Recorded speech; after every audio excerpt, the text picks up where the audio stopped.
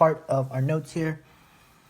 The topic of our notes here is operations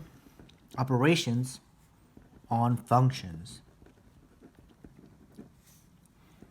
Today is the 18th. What are the types of operations on functions?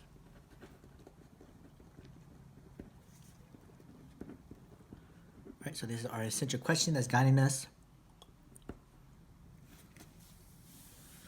And I'm hoping that there's no difficulties. I've been creating this video. I've been having a lot of difficulties in making these videos, and so hopefully this one runs really smoothly. Let's start. So there are 4 types. I'm gonna go through the types and do an example for each of them. So the first type is when we are adding functions. So the sum. So we have f plus g of x equals f of x plus g of x. So whenever you have 2 functions adding like this of x, we just split them up into 2 individual functions, f of x plus g of x. So that was the sum.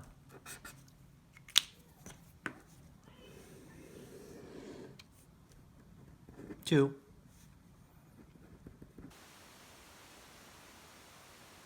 We are subtracting functions. So we have f minus g of x equals, we do the same thing, we just split the functions up. Okay, f of x minus g of x. And yeah, I'm gonna go really quick here so that the timing for the video is in its restriction, so that I don't go past the restriction.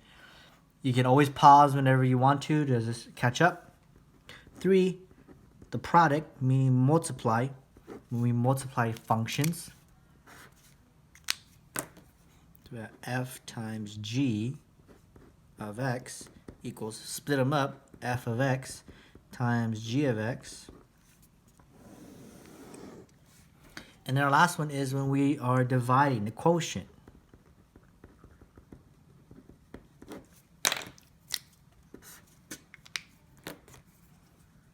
F over g of x, we split them up, f of x over g of x. So again, these are just rules and strategies about how do we approach these problems when we see these different types of operation on functions. Okay, I'm gonna go through each type with an example. Okay, so we're gonna do examples. So we have to have 2 functions. So our 2 functions for each of these examples are the same. So we're going to have f of x equals 1 over x plus 2.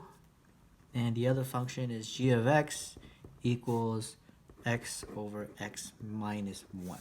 So these are our 2 functions that we'll be working with for each of the types. Let's start off with the first one, example 1, which is going to be on sum. Okay, so we're doing an example on sum.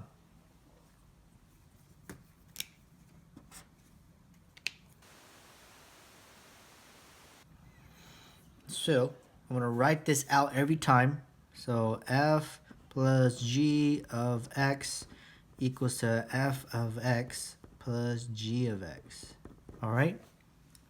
So we go ahead and we do this rule here, which just says plug in each of these functions here. Split them up and plug them in. So 1 over x plus 2 plus x over x minus 1. But we're not done. It's not that easy. We're not done. We want to simplify this now. So they want us to simplify this and also find a domain, okay? So how do we simplify this? And I gotta show all the steps here, right? So whenever we have fractions, the fractions has to have the same denominator. And notice that these denominators are not the same. So this term over here needs an x minus 1 in the denominator. This term over here needs to have an x plus 2 in the denominator. So what we do is we're going to multiply this side, right, by x minus 1 by x minus 1 to both terms for that term. And we're going to do the same thing over here. Well, this term is missing the x plus 2 down here. So we got to multiply the top and the bottom by that denominator, x plus 2 over x plus 2. I'll repeat that over again. So we need to have the same denominator. This one needs to have an x minus 1. This one over here needs to have an x plus 2. So we have to times both sides by those missing things we're missing. So x minus 1 over x minus 1 over here. Over here, x times x plus 2 over x plus 2. And let's go ahead and multiply these out. So we get 1 times x minus 1 is going to be x minus 1. The denominator is going to be x plus 2, x minus 1. And we just keep it like that. Keep it in factor form. Don't multiply it out. Don't distribute. And then since they are the same now, right? See that? Since the denominator are the same, we don't need to do a plus here no more, right? We just leave it like this because they're the same now. Same denominator. So then we go over here, plus, and we just continue. X times x is x squared. X times 2 is 2x. So the denominators are the same, so we keep the denominator the same. 1 times x minus 1 is x minus 1. X times x is x squared. X times 2 is 2x. And then we continue to simplify this. So we have x and x makes 3x, but we have an x squared here. So we have plus 3x and negative 1. All over. Keep the denominator the same. Don't change it. Don't factor it out. Or don't distribute or simplify it. Just keep it like that. And then that's it. Then we're done. Look out for if the numerator can be factored. If this could be factored to cancel out any of these, you can. But in this case here, we cannot. There are not two numbers that give us 3 and negative 1. Let's think about it. So, two numbers that add 3, two numbers that gives you negative 1. Well, only negative 1 times negative 1. Well, negative 1 times 1 only gives you negative 1. So, that don't work. Okay. And now we got to do the domain. All right, let's do it over here to the side. What is the domain? So, the domain is each of these right here. What's the domain of this one, and what's the domain of this one? So, and I'm going to do set builder notation for all of these. All right. So for this one, it's a quotient. So we got to do the quotient property. The denominator cannot be 0. One number x makes the denominator 0. Well, if you think about it, negative 2. Negative 2 plus 2 is 0. So x does not equal to negative 2 because we don't want it to be 0. And same thing down here. What x makes this 0? Well, 1 minus 1 makes it 0. So we say x does not equal to 1. That's our domain. Everything except these two values, negative 2 and negative 1. So you combine the two functions to have the same domain for this function here. So these two combine to be 1. So then the domain combines to be 1 as well. So that's the first example, first practice of this. I'm going to move on to a new page because I'm running out of space here. Let's go on to example 2. Let's chunk that away. Go on to example 2. It is for difference. Subtraction. What if we subtract functions?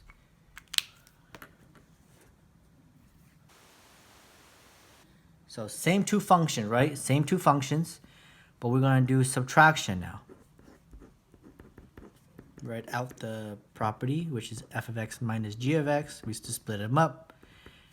This function is 1 over x plus 2. Then we subtract the other one, x over x minus 1. Same two functions, but the operation is different. It's negative. It's going to be very similar. We're going to be doing the same thing. We can't subtract this until we have the same denominator. So let's just copy this.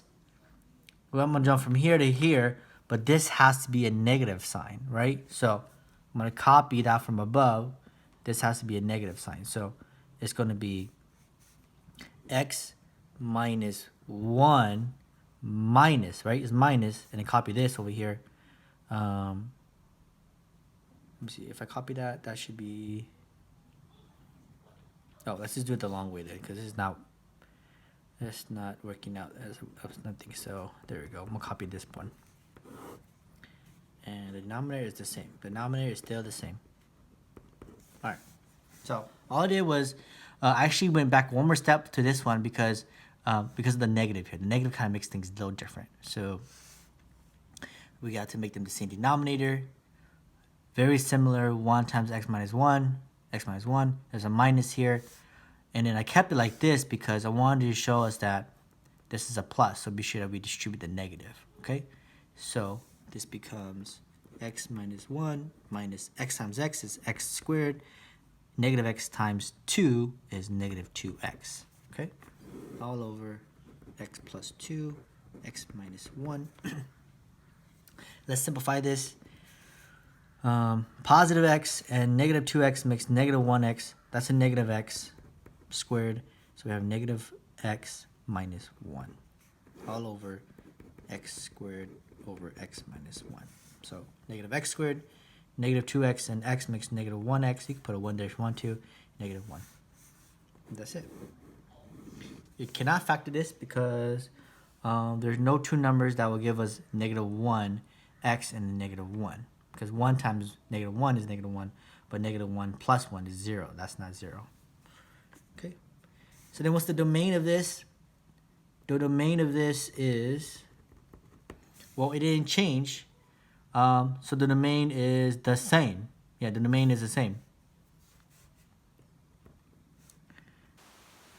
The domain is the same. X cannot be negative 2 and x cannot be 1.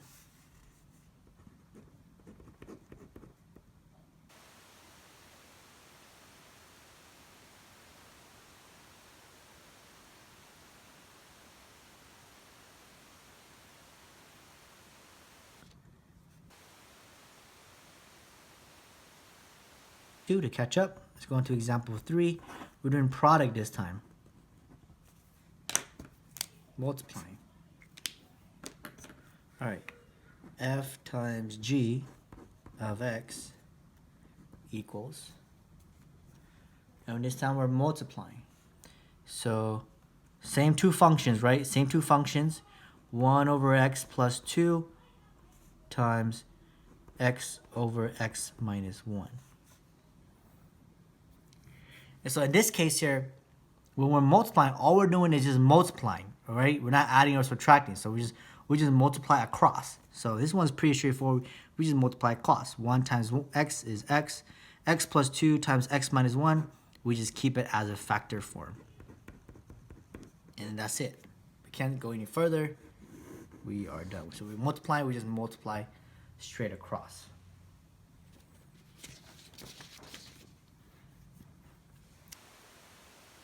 Still the same because the denominator is still the same. So the domain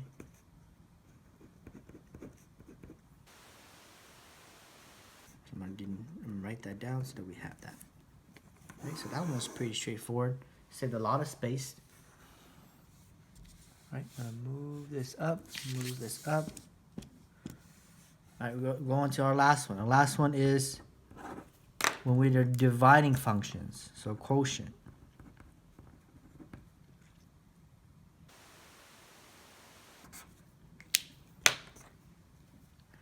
F over g times x.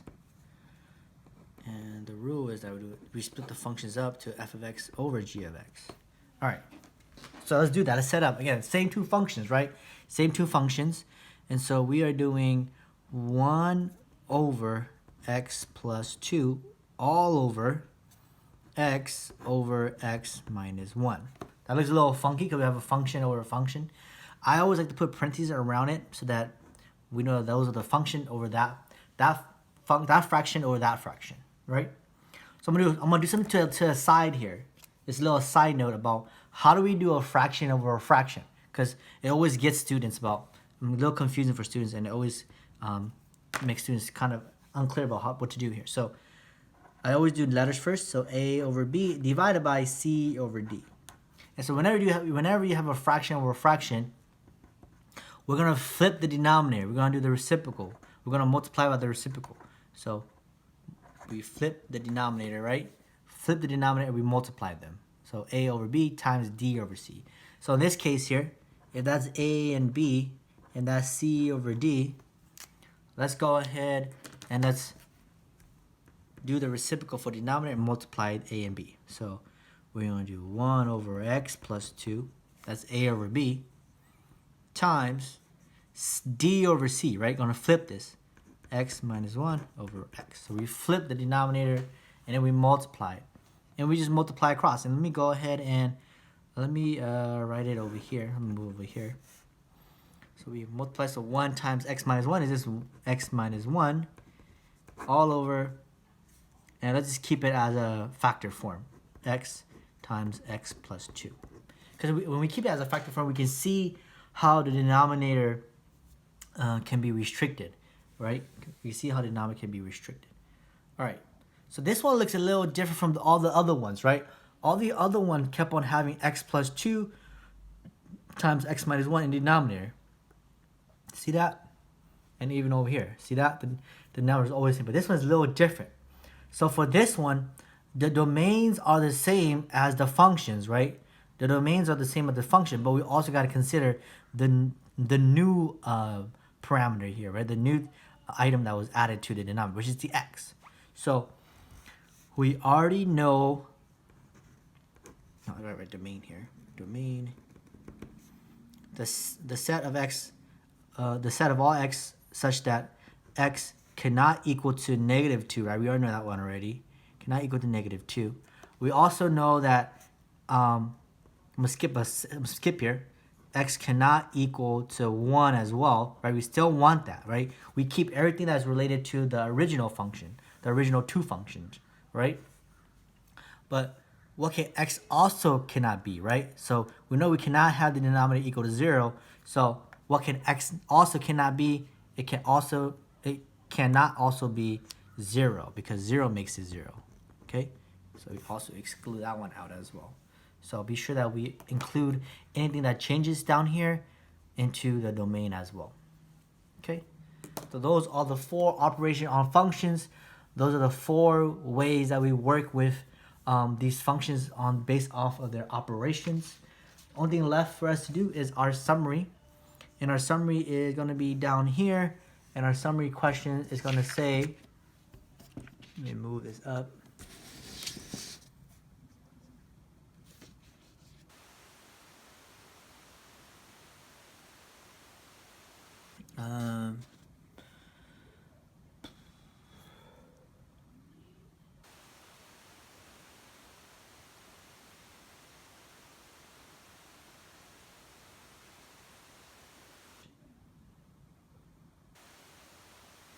The types of operation is most familiar to you, because we've seen these before, right? We've seen these before.